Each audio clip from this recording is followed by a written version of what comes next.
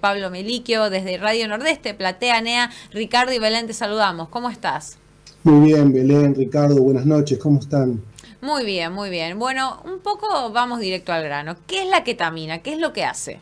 Bien, la ketamina es un anestésico que fue creado en la década del 60. Sí, Especialmente se utilizó en la medicina veterinaria y menos en la humana. Como toda anestesia, genera sí, lo que se llama son esas drogas disociativas. ¿Qué significa disociativa? Que quien empieza a consumir, no por prescripción médica, ¿no? Sino digamos, de manera que se automedica, lo que va haciendo es una disociación. Por un lado, no está dormido, pero se separa de su entorno y de los demás. Es una medicina que de alguna manera genera una evasión parecida a la del alcohol, porque bueno, hay somnolencia, un poco de relajación, y bueno, en este sentido hay que tener muchísimo cuidado, porque una cosa es el uso indicado por un profesional de la salud mental y otra cosa es la automedicación con esos fines. Claro. Pablo, en este caso mencionabas, ¿no? Lo que es la ketamina y demás.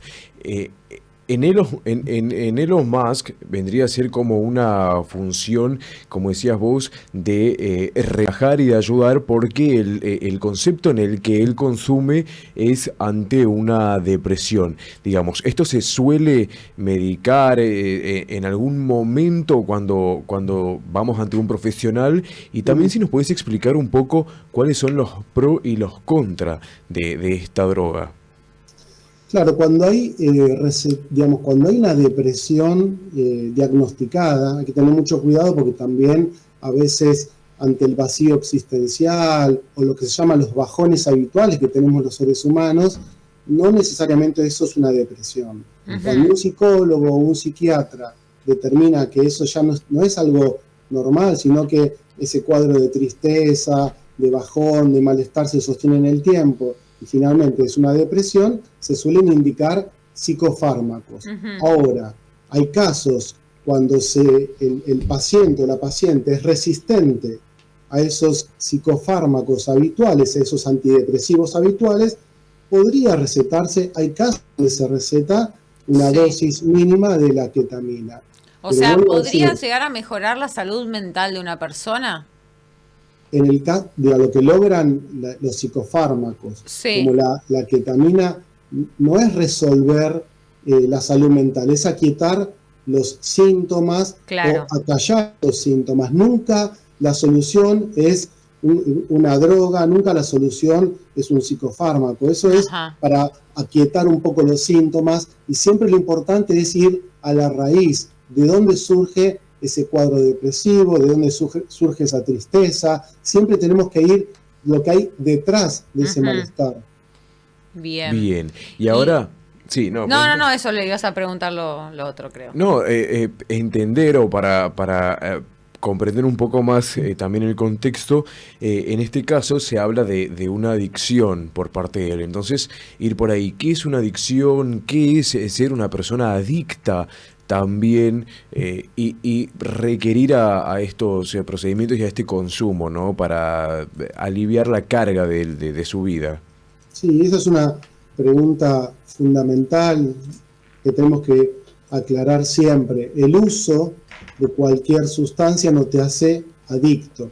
Adicto Ajá. es cuando empezás a abusar de una sustancia Ujú. y se crea una dependencia psicofísica. Sí. Cuando vos creas una dependencia psicofísica, muy típicamente uno escucha en una persona adicta que su cuerpo se lo pide, no puede estar sin esa sustancia.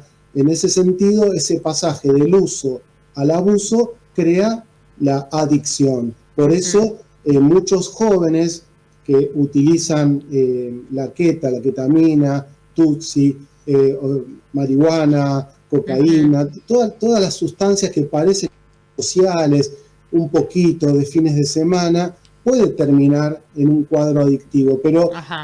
así como decimos los psicólogos, que no hay enfermedades, sino que hay enfermos y enfermas. Es decir, el mismo diagnóstico va a ser diferente en nosotros tres. porque tenemos características personales. Ajá. El uso de una sustancia puede llevar a que una persona realmente la utilice de manera esporádica y otra persona después no pueda desprenderse, y ahí va creando esa suerte de dependencia psicofísica a esa sustancia. Y doctor, una consulta. Ahí, bueno, mencionaba, ¿no? Porque eso puede llegar a ser un riesgo, el que se vuelva adicción. Pero, ¿qué otros riesgos tiene el consumo de estas sustancias, de esta específicamente, más, o sea, ¿qué es lo que causa?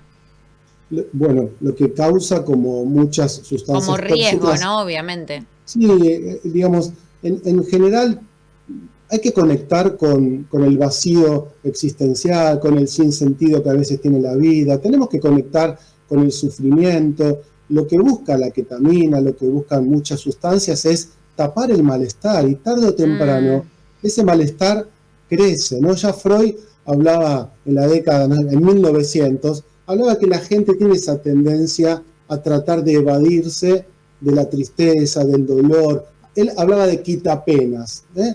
Creo que cualquier sustancia puede ser transitoriamente un quitapenas, pero tarde o temprano la solución es que nos confrontemos con aquello que nos molesta, con aquello que nos duele, con las angustias. Si vos la trabajás, eso después se diluye en tu personalidad, entra en tu capacidad después de registrarte a vos y registrar la vida de otra manera. Tapando, tarde o temprano va a ser más complejo, y todo síntoma que se tapa va creciendo en intensidad, y muchas veces esos síntomas tapados terminan llevando a un cuadro psicopatológico mucho más grave. Claro. Doctor, ¿ha escuchado en nuestro país de que se consuma? ¿Ha habido casos o algo? Sí, claro. Hay un uso, sí, de la ketamina que va creciendo, lo mismo que otras sustancias como el Tutsi, muchos jóvenes en las fiestas electrónicas, como bueno, también lo que son las éxtasis. De hecho, en las veterinarias ha habido robos, porque la ketamina suele estar en las veterinarias, y conozco casos de que han entrado a robar específicamente esta sustancia.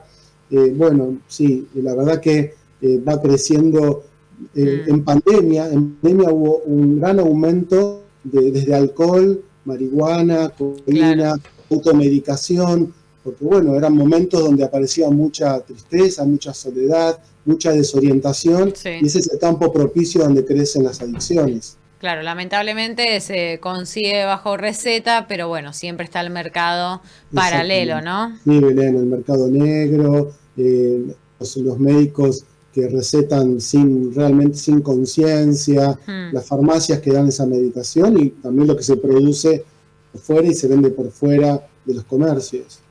Claro, bueno, como siempre decimos, ¿no? Hay que acudir a su médico y tratar de, como bien dijo el doctor, evitar este tipo de sustancias, estas cosas. Hay como otros caminos alternativos, siempre, más en este siglo. Sí, no tapar. Cuando si querés llorar, llorá, lo dijo Moria. Claro. Claro, sí, conectar con tu dolor, con tu sufrimiento, ponerle palabras, porque las sustancias son como el silencio. Si vos tapás, callás, guardás lo que sentís, eso va haciendo más eclosión dentro tuyo. Tapando tarde o temprano, va a salir por algún lado, vas a explotar, te vas a enfermar más. Así que hablar del malestar y no taparlo. Muchísimas gracias, Pablo, por esta comunicación, por explicarnos también un poquito, entender, y sobre todo el consejo final. Creo que eso es lo más valioso. Bueno, muy bien. Me alegro mucho orientar y que la gente se cuide, ¿no es cierto? Que consulte un profesional siempre, ¿no? Así es. Muy buenas noches, Pablo. Buenas noches. Así pasaba, bueno, Pablo Melicchio, escritor, psicólogo, y un poco más para aclararnos este panorama de la ketamina.